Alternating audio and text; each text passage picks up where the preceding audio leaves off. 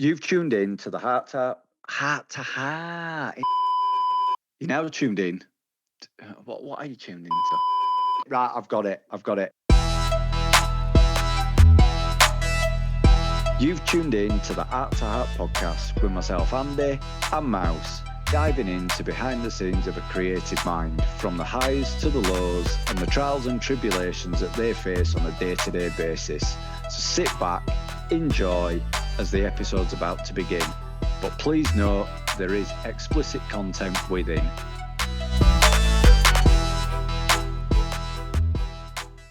Now then, Louis, how are we doing? Hello, it's good to be here. How are we all doing? Good. Good to see you, man. Good to see you. Yeah, I would say It's the good same, to have but you you on. know the situation. Oh, you cut me down there, didn't you? You cut me down early. This is the level that we're going to be at for this whole thing. Petting us all the way through. Quality. So, yeah, welcome, Louis. And yeah, you've caught me off guard now, mate. I've fucking lost my train of thought. Well, you said to be honest and uncut, so here we are. Yeah. Well, he's just fucked up the podcast before it's even started. Right. So here we go. So, right, hang on. Let's get on track here. So serious time. So I need to sort my head out. I think this is going to be a good one. I've got a funny feeling. So yeah, basically, yeah. Just to throw in for anybody that's listening or viewing this. So I've got a personal connection with Louis through family, and the reason why we wanted Louis on is because he's done the music. You've been involved with the podcast, really. He's done the music. Yeah, done the music for us and a bit of producing behind the scenes where the episodes that we've previously done and stuff, and he's been a great help. But just off the back end of that, his story is absolutely fucking out there, and it was just like, we need him on, because as an artist himself, which we'll get into a bit later on, as a musician and a creative, it kind of made sense for him to be on and tell his story. So we'll get underway. You know how this works, Louis. And because I know you, I'm going to hand this bit over to Mouse, and he's going to ask you a range of uncomfortable questions. Some of them might not be, some of them might, but you'll just have to see how it goes and answer them best you can, and then we'll get into it. Right. No, don't be nervous. You ready? Oh God, hopefully. Here we go. Hit me with it. Start you off like something that really annoys you. People that assume anything. People that assume. Yeah, people that assume anything. Biggest regret. Oh, that's philosophical, isn't it? Oh God, I don't know. Yeah, I don't know. That's a tough one. I might have to back out of that. Quite. Yeah, no worries. No, I mean that sounds like you've got a good attitude. Not touching the lass's tits that you want into unexpectedly. Yeah, that's fair. Yeah, you can have that. I'll give that as my answer. Tits or ass, man? I mean, touching either of them is great. I'm gonna say hello, parents, if you're listening to this. I did tell you not to. Tits, probably. Go on, Louis. Thank you. I've been handed this question, so I take no responsibility for this one. But have you ever shit yourself? You absolute. I know who handed you that. Yes, Andy, and you were there. No, it wasn't. Can I tell this story, or is that going beyond the quickfire? Go for it. Tell it, Louis. No, you could tell it. All right. We were. It was the day before my birthday. I forget what year, and we went to. I've been to Nando's earlier that day with a friend of mine, and then me and Andy and his wife Amy and his daughter Mia, who are also in family. We went to. Was it Pizza? It was Pizza Express, wasn't it? And we got all the way there, absolutely fine. And then we sat down, ordered drinks. Oh, my brother were there as well. And I went, oh, I feel a bit sick, you know. I went, okay, do you want to go out for a bit? Yeah, all right. So we went out, and I just went, and that was it. And I was gone. And then stuff came out the other end as well. Oh, And Louis. I know. And Nightmare. and it was not an ideal circumstance, you know, the day before my birthday and all that. I was, you know, it wasn't nice at all. I spent the next hour locked in the disabled toilet at Pizza Express, still shitting, and Sam was on guard outside the door, texting my parents, going, "Hurry up, he's still going. Hurry up, where are you?" And he kept going and going until eventually the parents arrived, and I went home and I did a bit more shitting and then went to bed and woke up absolutely fine.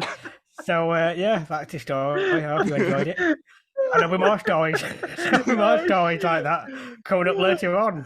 Thank you for your honesty. I know that wasn't quick fire, but I hope you enjoyed it. It sounds like it looked what you did. Brilliant. Do you know what? I was just going to say that's the fucking most long-winded answer we've ever got, but it were absolutely hilarious. It was worth every second of it. Great. I'm glad that you can laugh about it. Oh man! I mean, you dropped me in it, but other than that, no, mate. Honestly, that was fantastic. That was brilliant. No, thanks for that, Louis. But look, just everybody, deep breath. Right, let's get into it and let's start it. So, tell us your story, Louis. You know, obviously you're blind, but you weren't born blind, were you? No, I wasn't. I was born fully sighted. You know, for want of a better way of saying it, just absolutely fine. You know, everything was fine. And then it got to I was about 18 months old and got diagnosed with cancer in April of 2003, I think. So I was about 18 months old at the time. I developed a swollen eye. Parents were a bit worried about it. Obviously, I had all the scans and all of that, and turned out, yeah, you got neuroblastoma, which is a type of children's cancer, and I had it at stage 4, so it was about as severe as it can be, really. And I had 2 tumours because, you know, one weren't enough. So I had one on my adrenal gland, and I had one which was here. And for those of you that are not watching it, or like me and can't see it, it's in my nasal cavity, which is, where would you describe where that is? It's like the bony part of your nose, isn't it? Yeah.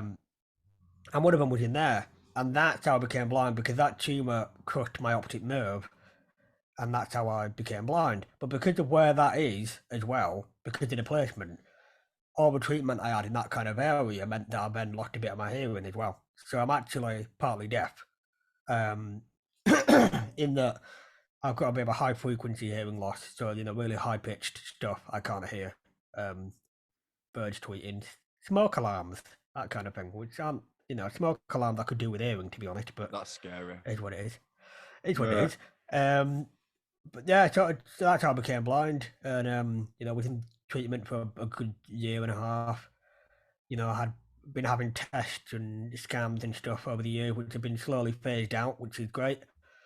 I was pronounced fully cancer free in 2004, I want to say. I don't remember any of this, by the way, so this is just going off what I've been told. But yeah. So yeah, fully cancer free, have been since approximately 2004, which is nice. And yeah, it's that's how I became blind, and it's just kind of been that ever since, really, as far as the blindness. So obviously from obviously having this from a young age and stuff, you've kind of grown up with it being the norm to you, I suppose. And yeah, absolutely. And kind of adapting and yeah, doing what you're doing around you now. How did that kind of go down in your school years once you started school and stuff? Yeah, I mean, that's why it kind of became, you know, a bit of a hindrance, or when I started to see it as a bit of a hindrance, maybe is a better way of putting it. I went to mainstream schools for both primary and secondary, and I'm at a mainstream university now, so, you know, not specific for blind people or anything like that. No. And so I've grown up, you know, surrounded by sighted people, you know, obviously in the families, you know, but also within school environments. So in primary school, I guess it helped. I guess as a child, you don't really think about stuff too much anyway. Everybody just seems to get on. Or that's how it seems from my Yeah, brother's yeah. childhood and my own as well. Everyone just kind of gets on with it in primary school. Um, in secondary school, it started becoming a bit more apparent that it was a bit of especially like a social barrier, and that's where it started sort of eating away at my mental health because it's I never felt like I really fitted in with the crowd. Yeah. Still don't a lot of the time. Like I still don't really feel like one of the one of the whichever crowd I'm in. I'm not one of them. I'm different, and I need people to tell me what's going on, or people need to come up to me and talk to me rather than me go to talk to them. Things like that. And it's Mm. a tough one, and that really started sort of coming to a head within school when your hormones are going all over the place anyway, so it's already a shitty time, and then you add that in there, and it just really started getting on top of me because you're like, I'm not like everybody else. I'm not, girls out sending me pictures. um, you know, Believe me, you don't. Some of the pictures I got sent, not whilst I've been with my wife. I've got to put that disclaimer in there because when I were in when I were in school, mate, trust me, some of the pictures you get sent, you don't want to see them. Trust me. No, so I understand, but as someone in that, obviously, I'm not condoning that kind of behaviour. Obviously, another legal disclaimer, but what when all the lads around you or girls or whatever are getting those pictures and you're not, and you're already feeling like an outsider, you're going, I'm not even one of them. I'm not even getting that, and that really started getting to me. And just the fact that I couldn't just walk into a room and sit down with a group of friends and or a group of whoever and just chat. Like I had friends at the Yeah. time. There were still some of my really close friends at the same school, and they could just walk in, and do anything, it seemed, and they'd be accepted, and people would think they were funny and all the rest of it, which is kind of where this really dry, sarcastic sense of humour started coming from. Because I thought, well, I may as well show that I really don't give a shit about being blind. Like, if, this is my way of going, for the love of God, please don't see the blindness thing as being a barrier because it really isn't. Look, I can make fun. I can make crude humour remarks and references and all that. I can do all that. Look, so I do that as kind of a way of going. I'm one of you lot as well. People like To kind of make people comfortable around you because do you feel that there is a bit of kind of like with other people, whether it be schoolmates or whatever, that they kind of don't know how to kind of behave or act around you or kind of treat it as if they need to treat you differently, but you're trying to kind of say, look, you don't. I'm still a person at the end of the day, regardless whether I ain't got my sight, I can still do everything else. And that's the whole deal. It's trying to just that I'm really proud of my sense of humor, and I'm really grateful for it because I think without that, I don't know what I would have done because it really helps. Like the joke I made at the beginning, not the best blind joke I've ever made, but it definitely broke the ice. And it caught Mouse off guard. There you go. It caught Mouse. It caught WY Artist Mouse on Instagram off guard. There you go. I threw that one in there. Love the plug. There you go. Broken Thugs Club as well. Thugs with his head. They're on Instagram. On a roll. They're quite good. I've never seen any of it, but apparently quite cheers, Louis. I've never seen any of it, but apparently it's all cracking. So I thought you were going to say we're all crap. No, it's all pictures of actually, I tell a lie. I've got one of your pieces on my wall behind me, so I don't know what I'm saying. You have. Yeah, be careful, or I'll take it back. Just rub my name off the back of it. I've never been any the wiser, but no, it's definitely sort of a mechanism to show people that look, I'm normal. Back in the day, it was like, I can make crude sexual references just like the other teenage lads. Or now it's just, in whatever sense, I'm for want of a better word, normal. What is normal? But you know what I mean.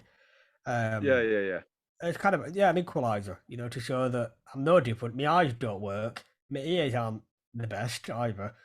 But other than that, I'm just like you or them or whoever, whoever you want to think of. I'm normal in every other respect, and that's my constant goal is to prove that I'm just the average.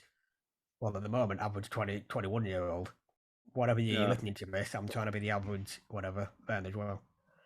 This is it. I think the most difficult. Sorry, go on, Mouse. I was just gonna say, you just made me think about it. Then I can't imagine how difficult as a sort of school kid it must have been having people, as you say, kind of like constantly sort of treading on ice around you, not knowing what to say. I mean, school's like your sort of most social years, isn't it? Really, that's where it should be. So, Absolutely. yeah, and it's already a difficult time. That's the thing, especially like this sort of later, year 9, 10, 11, that kind of thing. It's already a crap time as a teenager anyway. That's when all the crap's happening. And to have that going on as well wasn't great, How did you like moving on to upper school then? Because like you've just mentioned, and I mean for all of us, we all had those moments, and it can be a fucking nasty place. Can upper school? Yes. So how did you kind of get through that then? From transitioning from middle school, where you said that you started kind of developing some form of mental health where not feeling accepted and stuff. So then how did that snowball into like upper school? Okay, so first of all, I've got to say that I only went to 2 schools, primary and secondary. All right, okay. There was no middle school. But yeah, so sorry, I'm showing my age there. But yeah, all of the stuff I just described with the mental health and the social thing and all that, this is all happening in secondary school, and that's not at all. That's not at all against my secondary school. It was a fantastic place. The teachers are fantastic, and I still keep in touch with some of them now. They were great. But it just socially, yeah, that was happening. And I guess the way I got through it was, through my sense of humour, being sarcastic, and essentially just at every opportunity taking the right royal piss out of my blindness wherever possible. Hopefully at my expense and it being funny, so that people went, "Oh yeah, I know Louis, the guy who does funny stuff, and it's really cool because he's blind and he doesn't like that. That's not a hindrance. He takes the piss out of it, and it's actually really funny." That's, I guess, what I was trying to build up for myself within school. There's a video somewhere of me walking around with a box on my head that says, "Content may be fragile.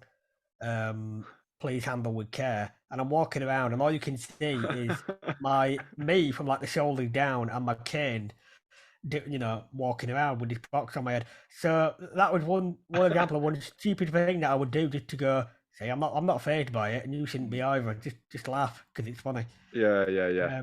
Or there's a video on my YouTube channel which was not planned, I swear, but there's a video on my YouTube channel, Louis Moorhouse Music, where it's me and I'm doing PE out at the time, and I hit my PE teacher in the stomach with a discus, which was not.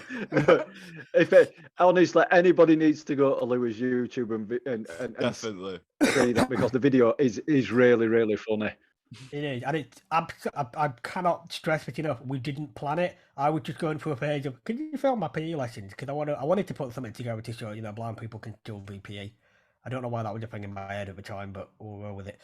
But I wanted, and we just ended up, one of the videos ended up with this thing happening, which genuinely was an accident, but was hilarious.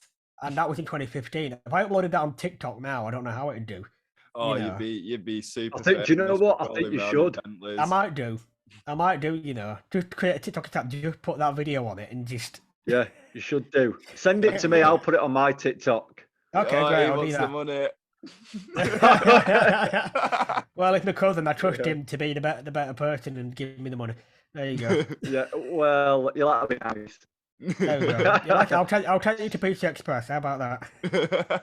No, let's not go there. We don't want a repeat performance. Not again. You put me off pizza for life. Put me off. I genuinely haven't been back to Pizza Express since. I wouldn't show me face back there. I think you've actually got an official ban from Pizza Express. You're never allowed in there because you held the toilet up for over an hour. Blind boy, may use disabled toilet, may have cane, may be accompanied by brother. Do not let in. Shit's everywhere. Yeah. So let's get back in because you made reference to your Louis We what? Moorhouse tongue Sorry, twister here. I didn't know You that was on the internet. because His you keep talking OnlyFans. about shitting.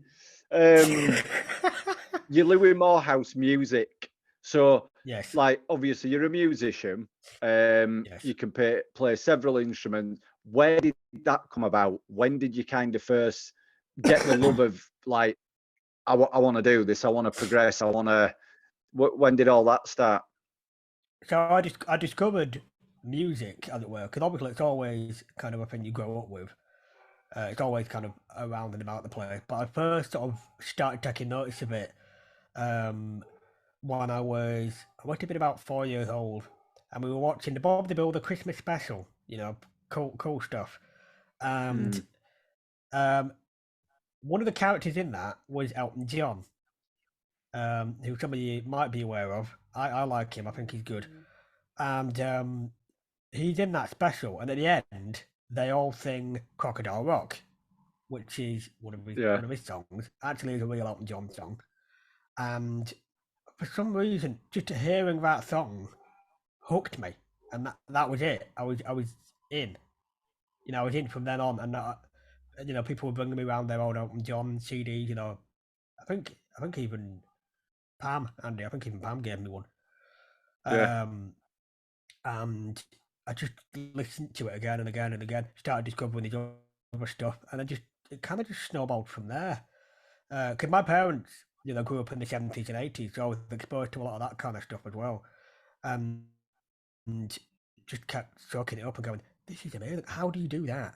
You know, in the broadest sense, because I'm only about 4, 5, 6. How do you do that? I want to do that, and I've just been obsessed ever since. And then in sort of secondary school time, that's when I started thinking about wanting to be a music producer. You know, the person that sits behind the mixing desk and help to actually craft the song from a demo to a final production. And I just discovered that in my sort of high school years and went, I want to do that. I really like that. That's the career for me. I'm going to do it. So, I studied the artists that I really loved and the producers that I really loved. Studied everything that I could get my hands on about it. Read loads of articles, listened to loads of interviews, did music tech at A level.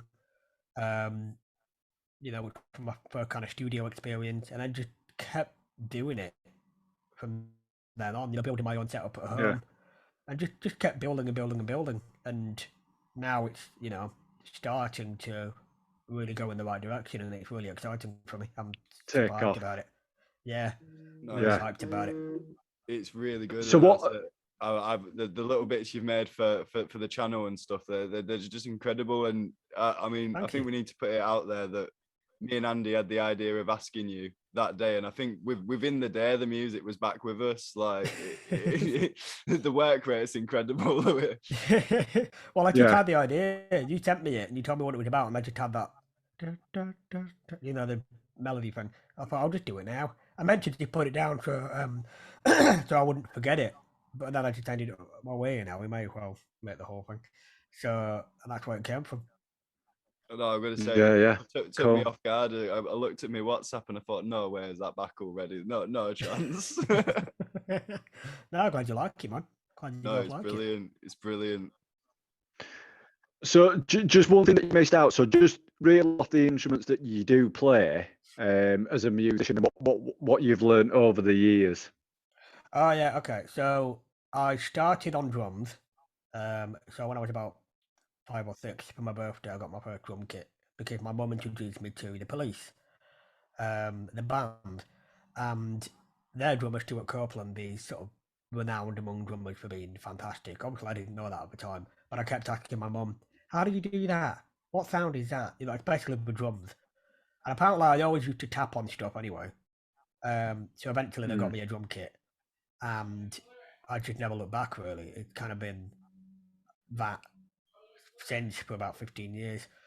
And then somewhere along the way, when I was about 10, I then gravitated toward keyboard because we had one and I really loved Elton John, as I mentioned. So I was like, I want to do that as well. He plays the piano. So I want to do a bit of that as well. So just started banging away on it and just sort of went from there really. You know, just any keyboard I could get my hands on, I would just play and play and play and play and just pick up.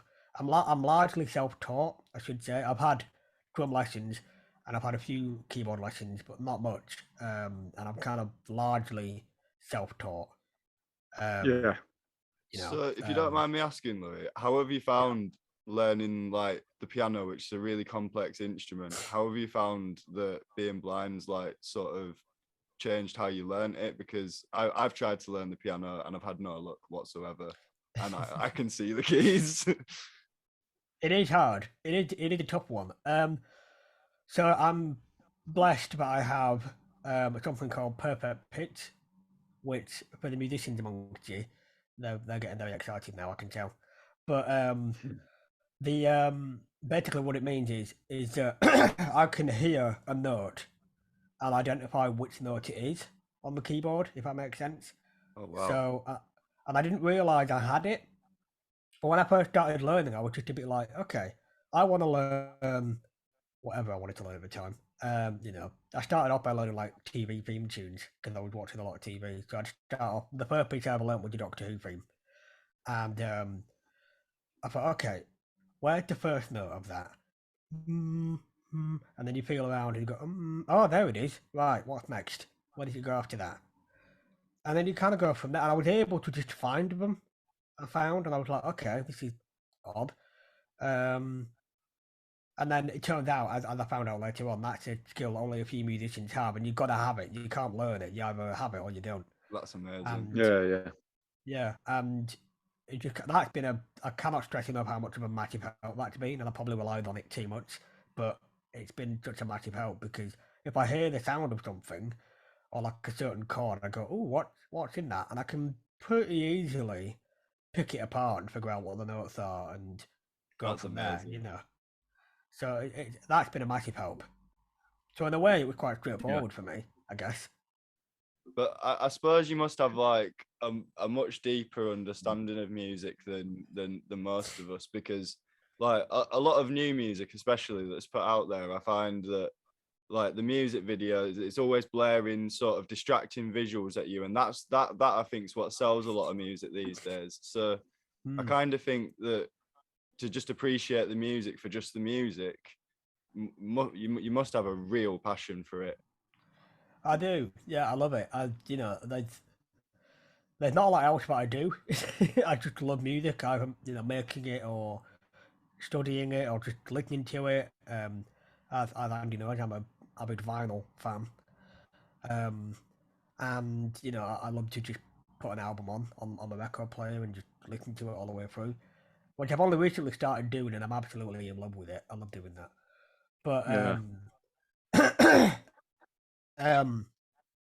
having said that, though, I do feel like sometimes I miss out a bit. So, like, you know, you hear about all these like classic album covers, like the Beatles crossing the Abbey Road crossing, and I'm a massive Beatles fan. Or the Sergeant Pepper cover, and it's like I wish I could see that because I cannot even begin to imagine what that looks like. Do you know what I mean? And what kind of impact that can have? I can't even begin to understand that.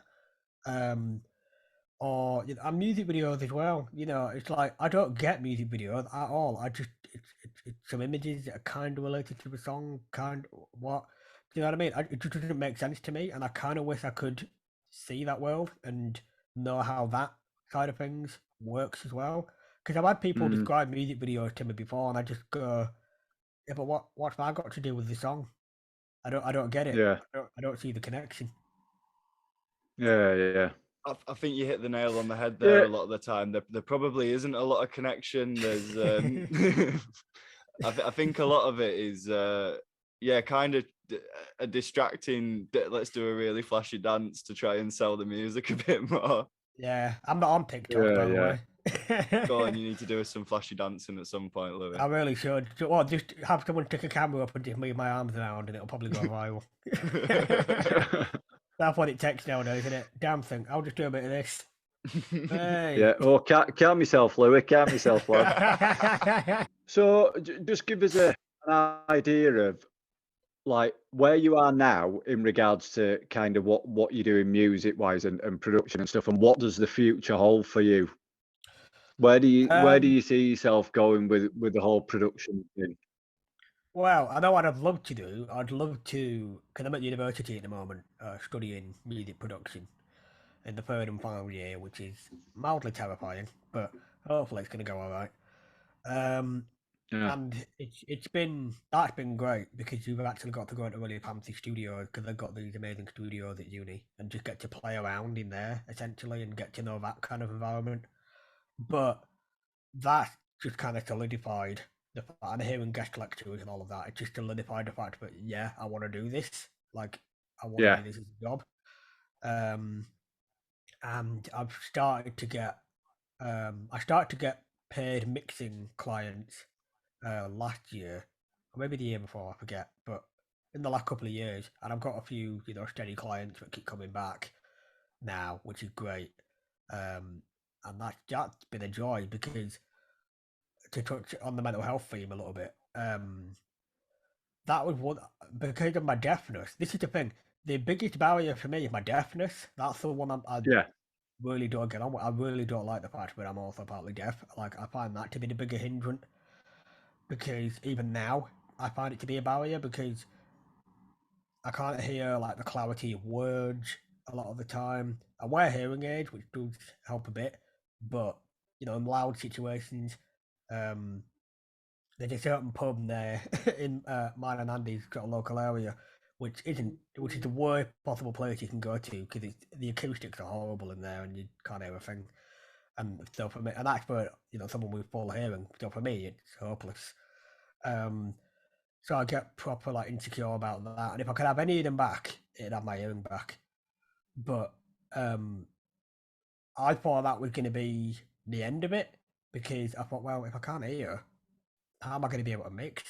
Well, not here, but if I can't hear the high frequencies, how am I going to be able to mix? Nobody will pay me to do a mix. No one's going to pay, a partially deaf man to do the mixes.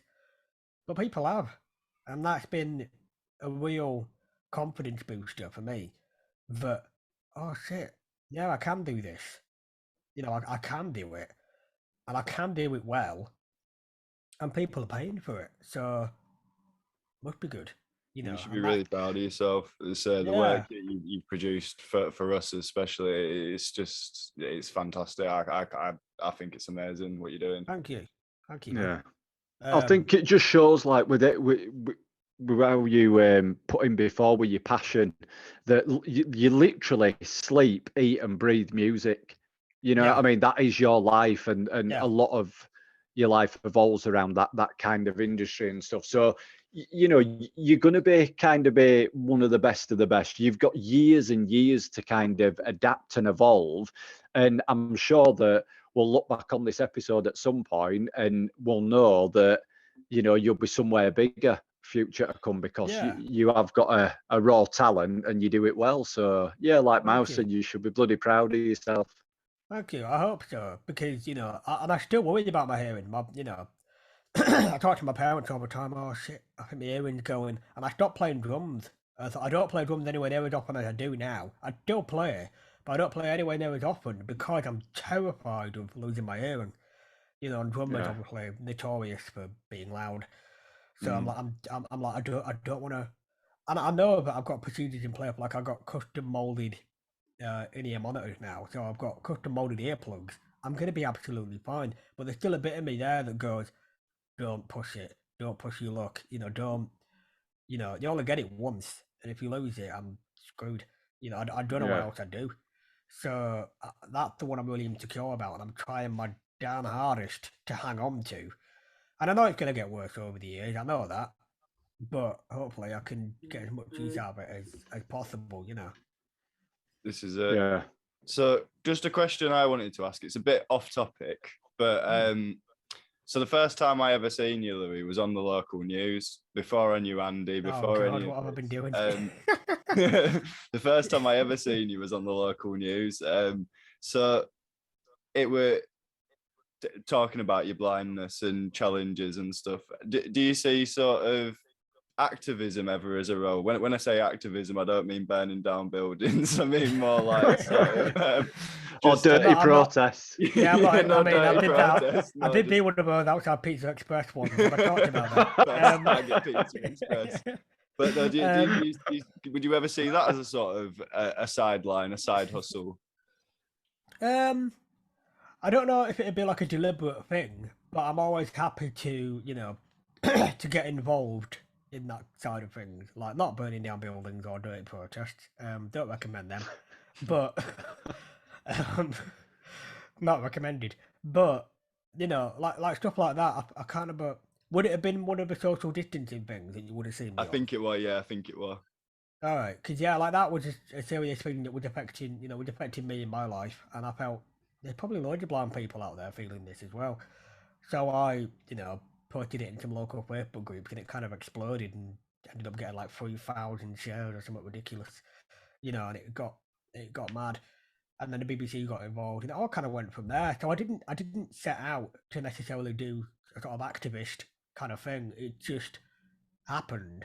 And that kind of thing I'm more than happy to do because, again, it's spreading that message of, I guess in this case with the social distancing, it's saying that, yeah, blind people need a bit of help with this. But it's ultimately, my sort of ultimate thing that I'm always trying to put out to the world is that I am a normal, for want of a better word, 21-year-old lad. And yeah, my eyes don't work, but that is what it is. And that's it. That's the only difference, I'm just the average 21-year-old in every other respect. And that activism sort of side of things that I've sort of stumbled into has always been about that. It's about, helping the just a wider blind community. It's not about me. It's not about saying I've said those things about me, but ultimately it's trying to prove that about, blind people in general. We just want to be accepted, I guess, as 100%. regular people. And anything I can do to help that, or I did a big thing with a charity called Living Paintings, and they're all about putting blind and partially sighted and sighted people all on the same playing field when it comes to accessing pictures. So I'm always behind that because it's putting blind people on the same playing field. I'm always behind that. Yeah, 100%, 100%. No, Cool. it must be a challenge, and you sort of, I don't know what the words for this are, sort of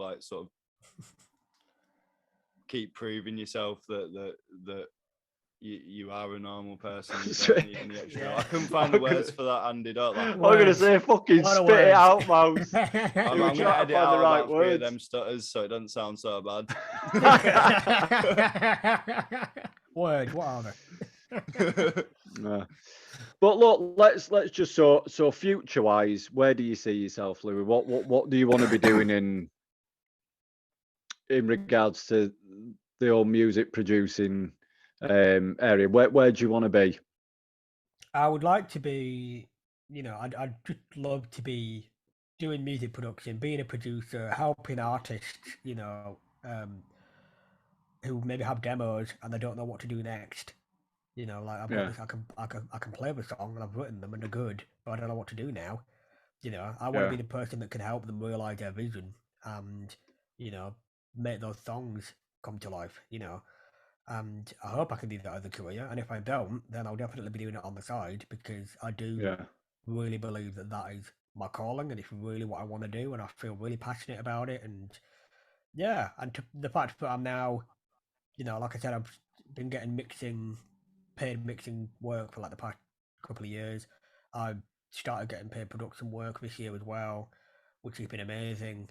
And it's so exciting because it's like, this is a real big step in the right direction of what I want to be doing, and I couldn't be more excited about it. Start of your journey. Yeah, and I'm just really excited to see what happens. Having a skills one thing, getting paid for it's a whole different ball game. So yeah. But that's the thing; it's happening now. That's the thing, and that's what I'm excited about because I didn't know. I thought, how am I going to get from, producing stuff on my laptop at my home studio? How am I going to get from that to people? No one's going to pay me to do it. I'm blind and partly deaf. No one's going to. as soon as they hear that, they're gonna go, "Oh no, I don't know what that's gonna be like. We'll get it. We'll get someone else to do it. It's fine." You know, and it's like, no, I can do it. And now that people are paying, that's been the ultimate confidence boost because it's like, well, if they're paying for it, I must be all right. That's it. You've got a Yeah. portfolio now, so you can sort of let the work speak for itself. In Absolutely. a sense. Yeah, absolutely. Cool.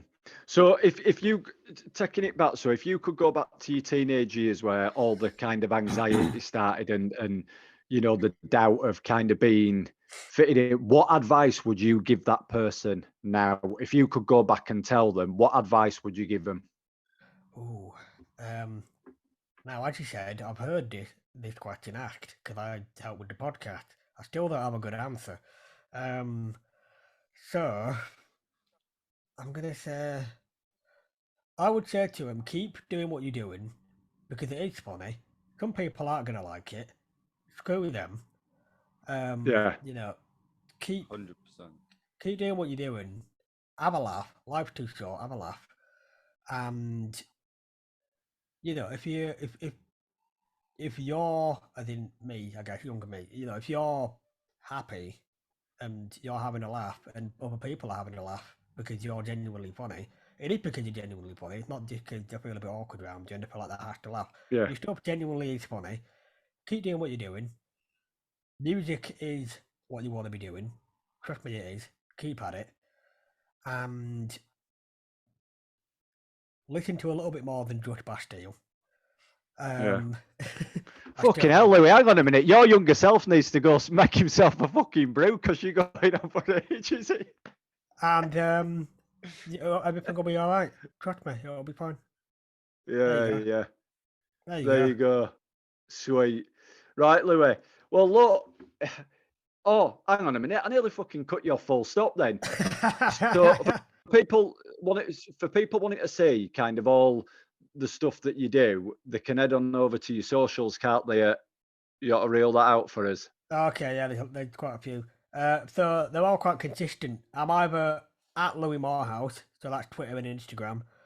On Facebook and YouTube, I'm Louis Moorhouse Music, and my website is louismoorhouse.com. Any budding musicians get in contact to get your mixing done. Thank you very much. Please do. Head on over to his socials. You've got videos up on there as well with content. Are you playing your drums and keyboards, pianos and stuff? So it's flashing off your talents, innit? I'm not saying that it's flashing off that other talent. You don't put that one on there, do you? You get no, not on the internet. Not yet. Not on the internet, no. No. Well, look, Louis, have you got anything you want to finish with, Mouse? No, just thanks for coming on, Louis. It's been an absolute pleasure. No worries. It's been great to be on. You know, to hear all the other episodes and hear the part of one. Yeah, to be part of it now. But hearing all the amazing stories from everybody else and the amazing artwork, it's been amazing for me to hear, and it's been, you know, it's been a show that obviously I've had a hand in, and now I'm on an episode, so it's very exciting for me. So thanks for having me on.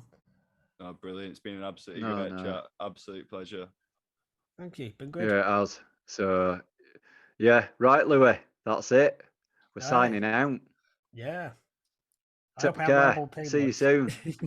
Catch you later. Well, you know, we've had to rein you in a bit. Look, you're starting now. We've just finished fucking podcast, and you're still going on. So that's it for now from myself and Mouse. Any updates for future episodes, make sure you rate and follow on Spotify or like and subscribe on YouTube. Also, you can find us on his Insta socials at WIArtistMouse, Broken Thugs Club and Rogue Gallery Project. So that's it. Till next time, thanks for listening.